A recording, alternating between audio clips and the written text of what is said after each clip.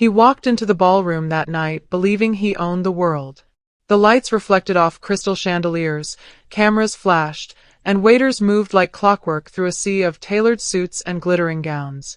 This celebration marked the closing of a multi-billion-dollar contract, and in his mind, it was proof that his rise to the top was complete. He stood at the center of the room, confident, admired, and dangerously convinced that everything he had was the result of his own brilliance. At his side was the woman he had secretly kept for years, now boldly introduced as the one who truly understood him, the one who deserved to stand in the spotlight. Not far away stood his wife, quiet, composed, and almost invisible to the crowd. In front of investors, executives, and powerful figures, he laughed about how she had always been nothing, how she would be nowhere without him, and how her life existed only because of his success. Each word landed like a blade, drawing whispers, raised brows, and uncomfortable smiles. What no one realized was that she was not shrinking in shame. She was memorizing every word, every face, and every reaction. For years, she had lived behind a curtain of silence. The empire everyone admired did not rise from his hands. It was born from hers. She had built the structure, secured the capital, negotiated the first contracts, and placed every key person into position. The ownership of the company was hidden behind layers of legal entities, trusts, and confidential agreements. Only a small circle of attorneys and financial officers knew the truth. She had arranged for him to become president, guided his promotions, and carefully shaped his public image, allowing him to believe that his power was self-made while she remained the unseen foundation beneath it all. That night, she watched him celebrate himself with a calm that looked like indifference but was actually resolve. When the party ended and the last guests drifted into the night, she returned home without confrontation, without tears, without explanation. Within days, divorce papers were filed. He assumed it was an emotional reaction, a wounded pride that would pass. He believed that she would leave quietly, with nothing, just as he had always told everyone she was. The meeting that followed was supposed to be routine. He entered the boardroom expecting signatures and formalities. Instead, he walked into silence. The same executives who had once applauded him avoided his eyes. Documents were placed in front of him, and as he read, the foundation of his world began to crack. Ownership records, trust agreements, legal structures, financial statements. Every page pointed to a single truth he had never imagined. The real controlling interest of the company, the majority ownership, the final authority behind every major decision, was not him. It was her. The realization did not arrive as a single shock, but as a slow collapse. Every promotion, every bonus, every contract he believed he had earned had been approved by her hand. Every protection he thought the company had given him had actually been hers. His title, his access, his influence, and even his seat in that very room existed because she had allowed it. What followed was quiet, efficient, and merciless. His authority was revoked. His accounts were frozen. His position was dissolved. The people who once stood behind him now stood behind her, not out of loyalty, but because the power had always been hers. He was offered a severance package, a confidentiality agreement, and a reminder that his signature was no longer required for anything that mattered. He left the building that day as a man who had lost more than money or status. He had lost the illusion that defined his identity. The woman he had humiliated in front of the world had not raised her voice, had not defended herself, and had not begged for respect. She had simply allowed him to expose his own blindness, then quietly revealed the truth. By the time the news reached the same circles that had once applauded him, the story had already changed. The empire was now openly under her control. The real CEO was no longer hidden.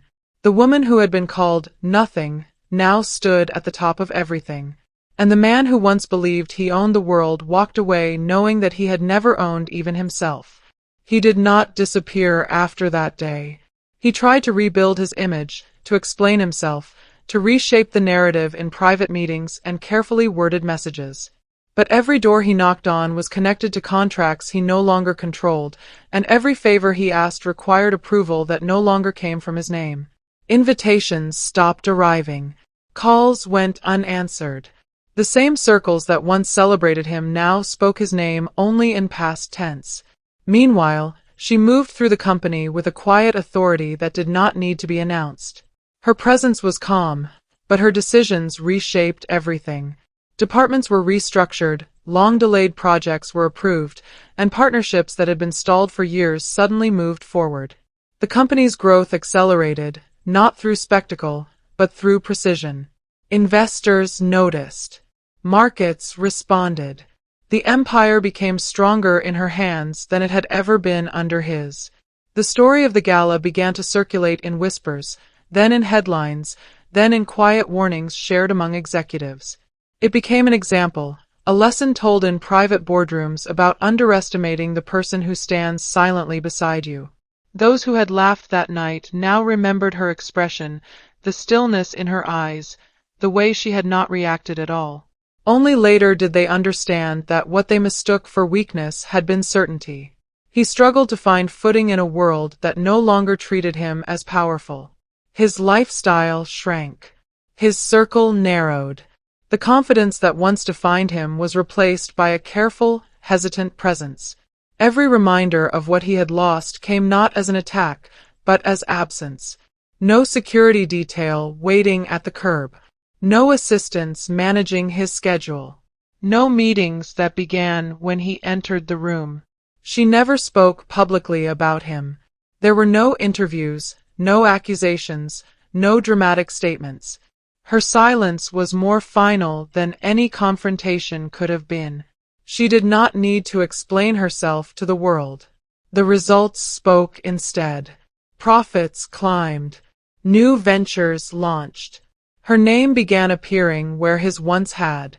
Time passed, and the memory of the man who once stood at the center of the ballroom faded into a footnote of the company's history. But the memory of the woman who rose from silence became something else entirely. She was no longer the invisible figure behind the curtain. She was the reference point, the standard the person new leaders were compared to. And somewhere, far from the chandeliers and applause, he carried the quiet understanding that the greatest mistake of his life was not the betrayal itself, but the belief that the woman he humiliated had nothing, when in truth, she had been everything all along. Years later, the story was still quietly alive in private conversations, though few people knew every detail. It had become a symbol of how power can hide in plain sight, and how the loudest voice in the room is not always the one holding the keys.